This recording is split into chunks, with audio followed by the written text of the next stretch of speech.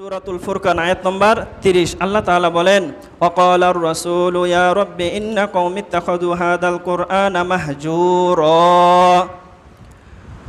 রাসূল বলবে ইয়া রাব্বি, হে আমার রব। রাসূল বলবে হে আমার রব, হে আল্লাহ, ইন্না কওমি, যে নিশ্চয় আমার কওম, আমার উম্মতেরা, আমার সম্প্রদায়েরা, ইত্তাখাযু হাযাল কুরআনা মাহজুরা, তারা এই কোরআনকে পরিত্যাজ্য রূপে গ্রহণ করেছে। আমার কওম, আমার সম্প্রদায়, আমার উম্মতেরা এই কোরআনকে ছেড়ে দিয়েছে।